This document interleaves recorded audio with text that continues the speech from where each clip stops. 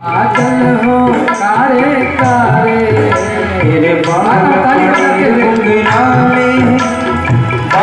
हो कारे कारे मोर मुकुट लटकनिया पे मोर लगती है सबको प्यारी तेरी चाल जगत मतवाले लगती है सबको प्यारी तेरी चाल जगत मतवाली लगती है सबको प्यारी तेरी पाँवों की पैंजनिया पे पाँवों की पैंजनिया पे बलिहार पावन जो बलिहार पावन जो तेरी मंग मंग मुस्कनिया पे तेरी मंग मंग मुस्कनिया पे बलिहार पावन जो बलिहार पावन दिल में बड़े खतरारे लगते हैं प्यारे प्यारे बड़े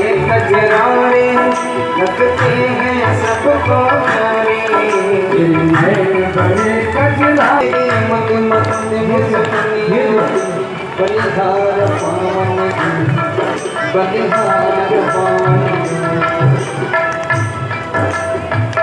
भगवान ने हो सब नहीं हो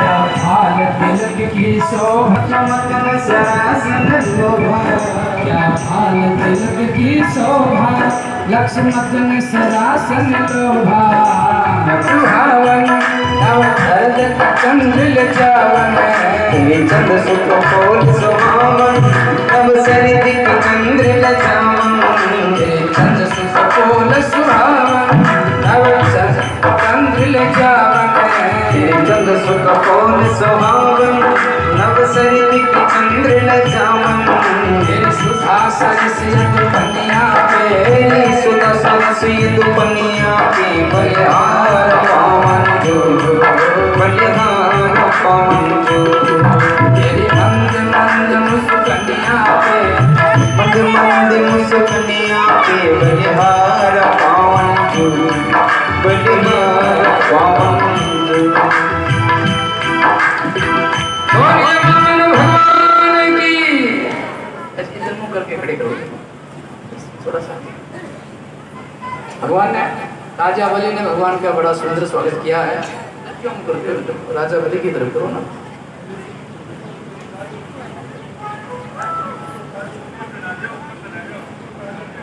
ऊपर करता हूँ। अद्यन पावितम कुलम, प्रभु आपके आने से मेरा कुल भी पवित्र हो गया है। प्रभु आपके आने से मेरा आज ये एक पूर्ण हुआ हमारा है। क्योंकि राजा बलि नर्मदा नदी के किनारे यज्ञ कर रहे थे और यज्ञ में भगवान नारायण वामन के रूप में पधारे। आज आपके आने से मेरा यज्ञ भी पूर्ण होगा।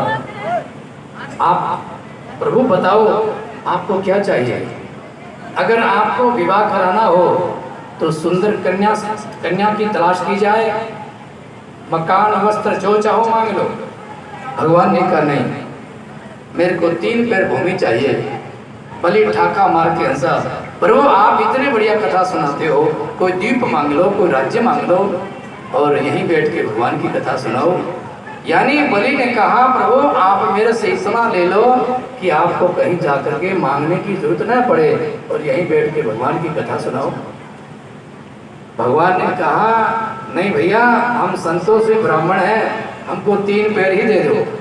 और जब 3 पैर देने के लिए तैयार हुए उसी समय गुरु शुक्राचार्य आ गए। शुक्राचार्य कौन? ये राजा बलि के गुरु है।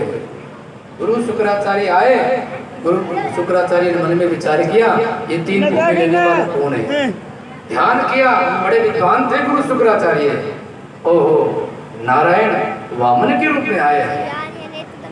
तो गुरुजी ने राजा बलि से कहा बलि इदम विष्णु, ये विष्णु है, 3 पैर के बहाने तेरा 3 लोक ले लेगा, तेरे लिए कुछ नहीं लेगा, तू मना कर दे नहीं देता। बलि ने कहा नहीं नहीं गुरुदेव, मेरे मुख से निकल गया सो निकल गया, मैं अपना प्राण दे दूंगा लेकिन सत्य को नहीं छोड़ूंगा। तब गुरुजी ने श्राप दे दिया, तू लक्ष्मीहीन हो जाएगा, तेरे पास धन नहीं रहेगा। कोई बात नहीं है।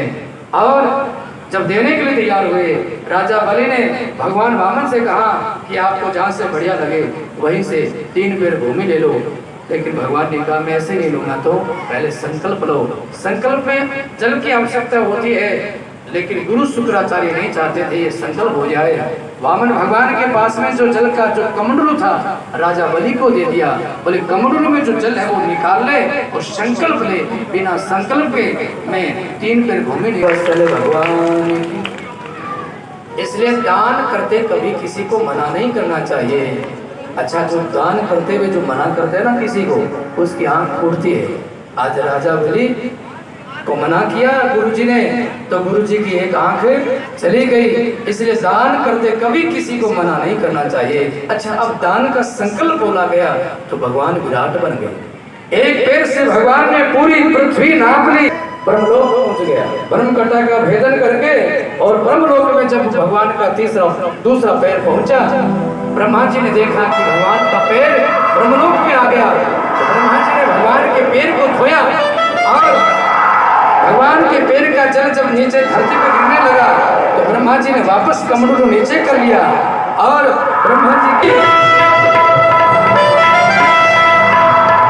2 पैर में भगवान ने सब कुछ ले लिया। तीसरे पैर के लिए जगह नहीं रही, तो भगवान ने राजा बलि को वरुण पास से बांध लिया। तीसरा पैर दे, नहीं तो मैं तेरे को नरक भेजूंगा। बलि ने कहा प्रभु नरक का दुख नहीं है, नरक का कष्ट नहीं है। आपने 2 पैर से जायदाद नापी है, आप ये बताइए कि दानी बड़ा होता है कि दान बड़ा होता है। भगवान ने कहा दानी बड़ा होता है। तो आप शरीर के ऊपर पैर रखा, देवता पुष्प वर्षा करते हैं। बोलिए भक्तवत्सल भगवान की।